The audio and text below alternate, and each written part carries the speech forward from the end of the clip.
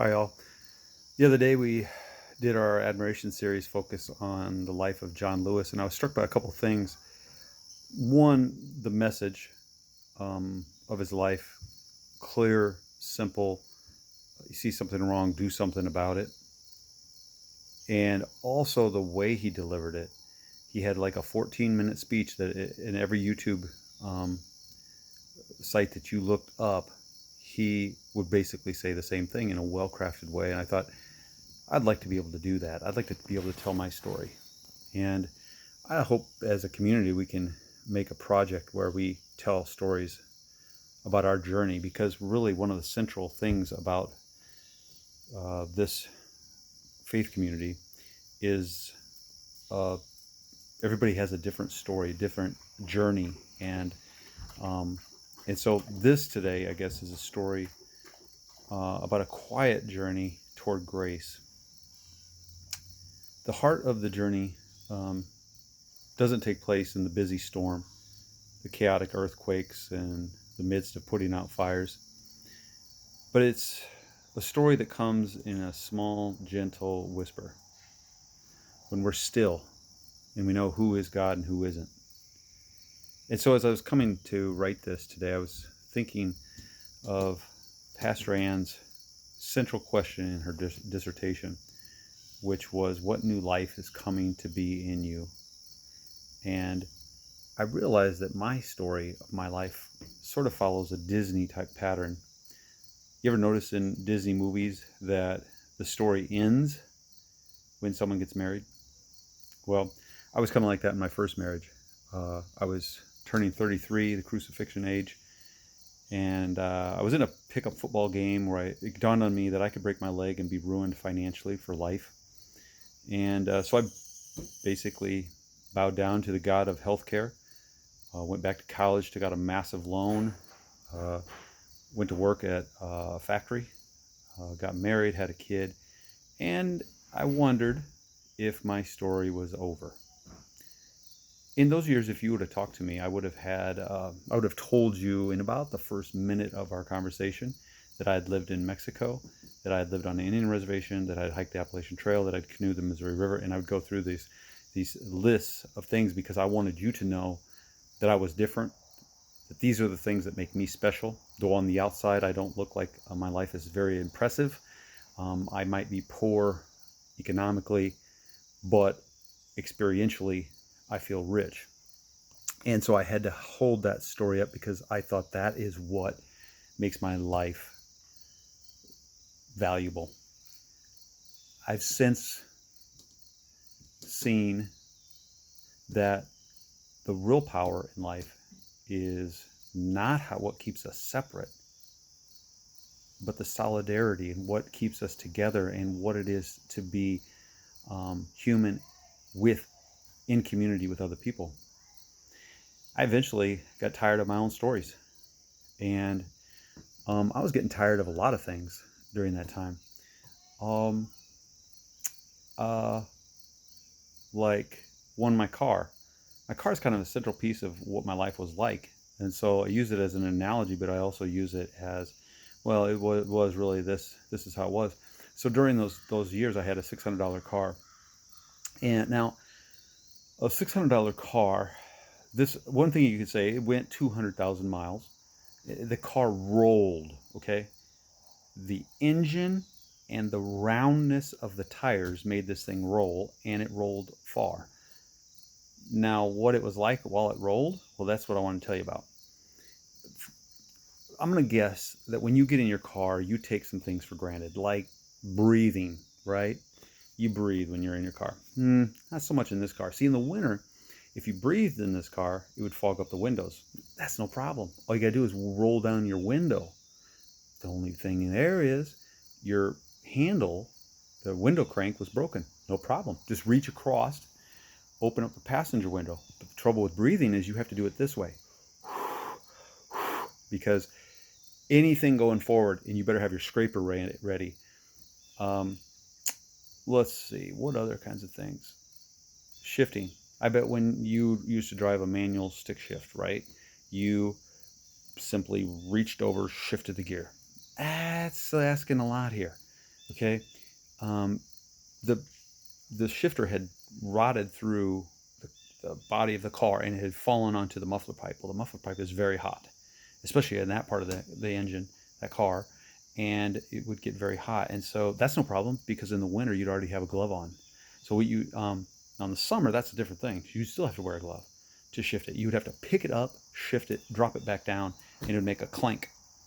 Um, in check engine light, it was on for the last 100,000 miles of the car. The way I dealt with that was I put a piece of sticker, like a duct tape, over the light. If you can't see it, it really doesn't exist, right?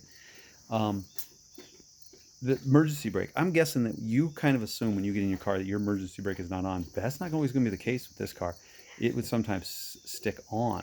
That was a major deal. And so you would end. Well, that's no problem because it was actually a front wheel drive car, and I would pull this car.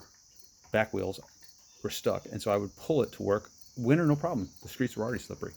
The summer, that majorly cut down on gas mileage.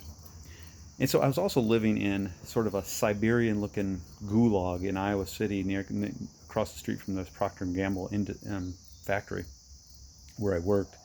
And I'd pull up at my brother's, and he'd have a brand new Dodge Ram pickup. And it wasn't all that glamorous, to be honest, because honestly, I didn't know if my car was going to make it to point B, but I did know for sure that if my car failed, I didn't have the money to fix it. And so that's kind of how I lived. And the years piled up, and kind of, like I said, got kind of tired of my own stories. It's kind of what Pablo Neruda, the famous poet from Chile, said. He said, "Es peligroso caminar hacia atrás, porque de repente es un cárcel del pasado." It's dangerous to walk too long in the past because suddenly it can become a prison. So I come back to Pastor Ann's story. What newness is coming to be in me and you? And I realized that there is a new story in my journey, and that my journey does go on. Now, it's not quite as dramatic as hiking the Appalachian Trail, and it's more of an inner journey, but it's no less a journey. So I share this story, this journey into grace, because grace is transformative. And it may not look that different from the outside, but it's a game changer on the inside.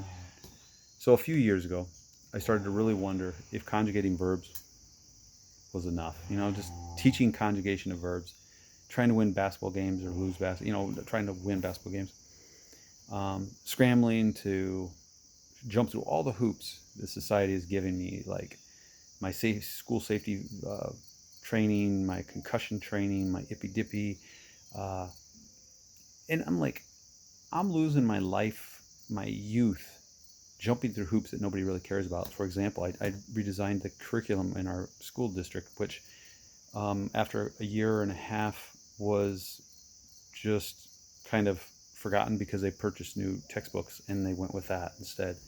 There was a lot of energy spent on that, and then really a lot of energy doing my master's thesis, where I spent almost a year revving up for my lit review to really write. I thought would be a paper to really contribute something to my field, and it was rejected, and I had to start over. And so, to scramble to finish it, to have one guy read it, and to know that it's going to be in the dustbin of whatever, nobody's going to ever read this thing again. So it was like, is this like this is my life? Like, what is this really what this is all about? Then at the same time, there's tectonic shift going on in our culture, moral crisis of hope, meaning going on, and so I'm feeling that. But one thing that really helped me is I came across David Brooks. I read Road to Character and Second Mountain, and those two books really were influential in this next journey that I've had. And a lot of it, the Road to Character is really a story about, it's really the admiration series in a book. And that I got into lots of self-improvement, internet guru kind of stuff. And it kept coming back to this one idea, and that was gratitude. So I decided I would try to spread this news of gratitude to people at West, and so I started a group called 3G, Gratitude, Growth, and Grit, and it eventually led to our admiration series. But there was something about the internet angle on gratitude that kind of struck me. It was like how to get happy so you can be more successful in your career. And I'm looking at that, and I'm looking at there's kids in cages, and I'm sitting here trying to do my own little personal happiness project so I can be more successful. And there's something that just did not sit well with me. And so I started noticing that a lot of the people that I'm reading are religious in the good sense, and um, they're asking me tough questions about my ego and how much of my life I've based on that. And so, and I had already kind of proved that I could buy a house, I could buy a car, and I started to wonder even there, isn't there more? Isn't there something else? And so one of the messages in the internet was, it's all on you. There, it's all on you. There is no excuses. You believe in yourself and you go make it happen. And that it's all on you stuff starts to fall apart once you start to struggle with your ego. And so I started to come across more and more this idea of grace. And I think God was telling me that I needed to afford myself some more grace. Sounds easy, but grace is transformative. It's not transactional. It's not like I make a plan to lower a minute off my mile time and then I go train and then I reach my goal. This is a different thing. This is where you need grace. And because without it, this is certainly going to be impossible. And that's when I came across this idea that I held very easily before in my life, but now was kind of new. And that is that there is an out there. God called that. And yes, I believe that I make my reality what it is. I totally believe I have that control, and I believe that totally. But as I looked at the bigs, Buddha, Jesus, Muhammad, St. Francis, Gandhi, Martin Luther King, Cesar Chavez, I started to see that these guys all had a higher power in their life. And none of them claimed sole responsibility for their amazingness. They needed God, they needed grace. And so this was a very fascinating thing to me. And not only have I come across grace in reading, but I've also come across it in basketball. Now, you knew we weren't going to get out of this without talking about basketball, right? But I think our church is quite a bit like a basketball team. And so I think the analogy totally fits. As a church family, we are in basically a 1918, 1934, and 1968 all simultaneously going on at the same time. And what is more, we have our own issues within our own team. We're out we want to heal this world, but yet we're having trouble healing ourselves here. And it's kind of like in the mornings when I get up and read my pages of goals that relate to everything from my job, this job, my coaching, teaching, parenting, being a husband, that I'm not sure this is all on me. I'm not sure I can do this all alone. And whenever I get to that quiet place that Elijah was, when the whisper comes and I'm left raw, vulnerable, and utterly powerless over my own life, and I come to God and I simply say, please help me. That's grace. Basketball is a lot like faith. It takes so much to actually score in basketball. You have to have endurance, you have quickness. You have to have strength and finesse. You have to have power and touch. You have to have individual skills, but you also have to be able to have a strong sense of team. And if you only have one side of those equations, you will not make it as a basketball player. It takes so much as a team working together on the same page to get something done in basketball. For years, I think I fundamentally misunderstood basketball and life. I worked hard in basketball as a player and a coach. Some of it is because I wanted to shine in front of others. And I believe that I make that reality what it is, just me. But then this past year, I coached with Tez Van Buren, sort of like a Zen Buddhist monk on a court, sort of like. His philosophy was completely different. It was, let the game come to you. And you can play basketball in a couple ways. You can play it like I used to, where everything depends on me and I got to make it happen. And you run your plan regardless of what the defense is doing. And the harder you try, the better you're going to be. But that's strangely not necessarily true. And here was this guy saying, let the game come to you. And when you play like that, when you live like that, from the outside, it doesn't look all that different. But from the inside, it's sort of a paradigm shift. I mean, from the outside, you're still saying, well, the dude's dribbling, he's passing, he's shooting. It's the same thing. On the, life way, he's still going to work. He's still a dad. He's still a husband. He's still doing all these things. But there is this little thing about grace and letting the game come to us that makes such a difference. Letting the game come to us is not looking at everything as an obstacle to overcome, but instead an opportunity to score and making most of whatever comes along. We're all going to die, and let's face it, they're going to be able to carry on without us. That's for sure. And we can kill ourselves trying to look impressive, jumping through all these hoops, holding up our badges of authenticity. Or we can just kind of take a deep breath, find that calm, and marvel and appreciate everything around us, and to learn how to live in grace. And we'll probably end up making more of a difference that way. Living in grace is not a simple thing. Tez does tons of practice on the court. Most of the time, what he's doing is he's teaching and reteaching how to see an opportunity in every situation. So they play, he calls stop, and then we reflect. It's a great way to live your life. Play hard, then stop and reflect. And, we still have to do something. Grace isn't about sitting back.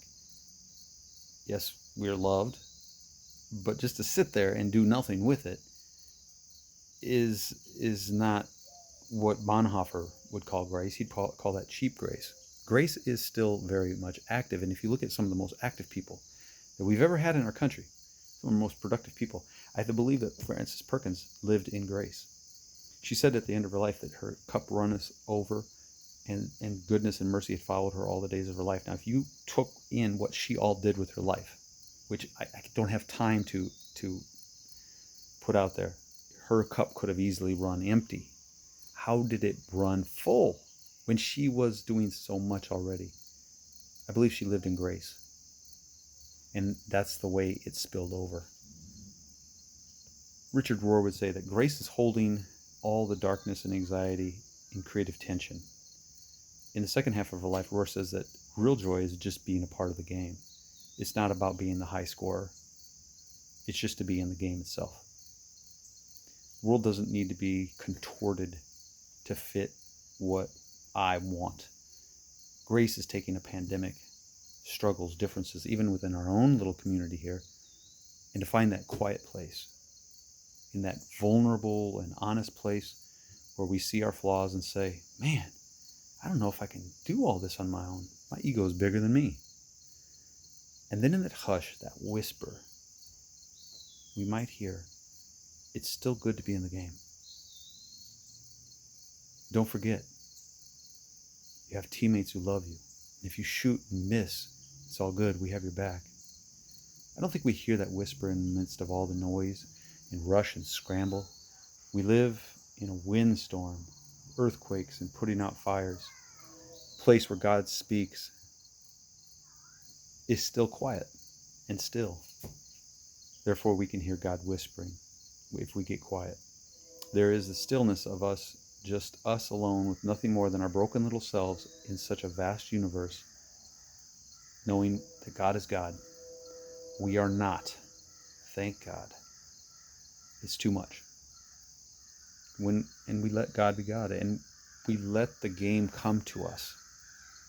And when we play the game like that, not from a place that infuses our ego and everything so we can look good, but from a broken place, that raw and honest place that says, I don't think I can live the way I was made to live. I need something bigger than me. I need God. I need my team. Ask the guys I coach with about how sometimes the most talented player who thinks everything depends on him and her can become the greatest weakness on a team. But even a non-superstar player can make a huge difference by knowing the power of a team. The team includes God, and yes, I'm going to keep dribbling, shooting, passing, going for rebounds, doing my part as best as I can, but I'm going to do it from a place of unearned grace that has been afforded to me.